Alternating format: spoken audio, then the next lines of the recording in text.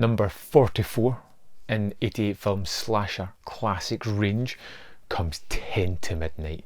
From 1983, part of the Canon Group Pictures, this sees Charles Bronson playing Leo Kessler. And what I like most about this movie is you get a typical Bronson movie, probably from the early 70s type of idea, where he is a stoic policeman who is chasing down someone doggedly, a killer who's murdering women, and he kind of knows who it is, and he's going to use all his tenacity to go after that person.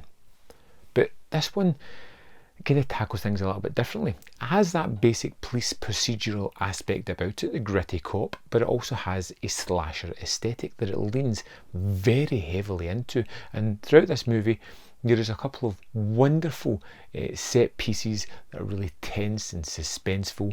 There is some great slasher-esque moments chasing people through the woods, and a wonderful set piece at the end. But I guess we'll get to that when we get there. Now, a couple of things that really kind of stuck with me with this one was the idea that Kessler's got a daughter who's kind of estranged. They don't have any much disagreements, they just don't really get along. There's a little bit of negativity on his daughter's behalf because he's been a kind of absentee father. He gets a new partner in the form of Paul, a rather loquacious and eloquent partner who kind of grows on Kessler pretty quickly. And what I like most about this is you get the typical Bronson character, that stoic individual, and he kind of softens throughout the movie.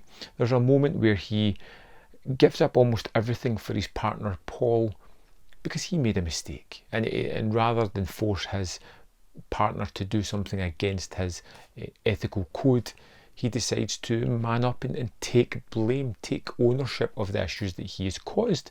It's a really nice touch. There's also the growing relationship between father and daughter. You know, he's suddenly realising that he's missed out a lot in this person's growth, and now he's trying to reconnect.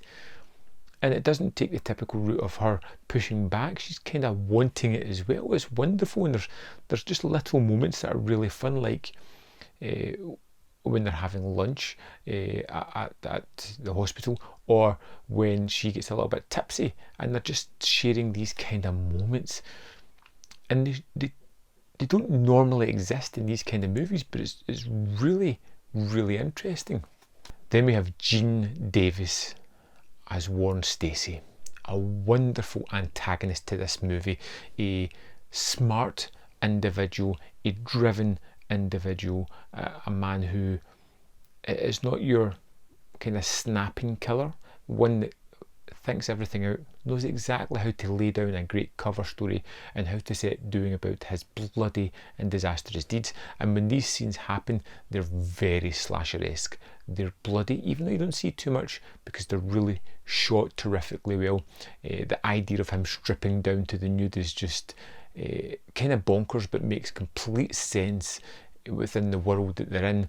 And the killings are vicious, bloody, to the forefront of the movie. They're sticking in my head already, and that character, along with the relationships in Bronson, is something that's already juggling about my head, because I just loved every aspect of that within this movie. 10 to Midnight ticked all my boxes. I got my typical police procedure, I got a great slasher, I got wonderful performances, I got some nice nuanced storytelling throughout it as well. Some of the direction is wonderful here. J. Lee Thompson, who has had a massive career, just look at some of the movies he's done, worked with Bronson a lot, knows how to use them, and creates some wonderfully suspenseful sequences throughout this. And a word to the editing as well.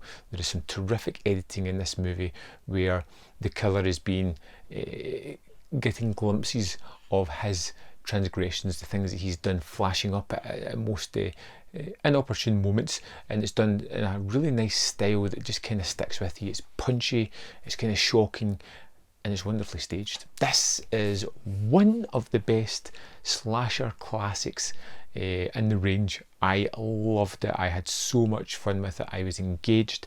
If I was to say anything negative about it, the movie kind of goes into a little bit of a lull at the middle, but it quickly shakes that off and finishes with a fantastic set piece in a kind of dormitory room almost, which is wonderfully staged, wonderfully played out, incredibly tense, shockingly violent, and just a standout scene in the movie.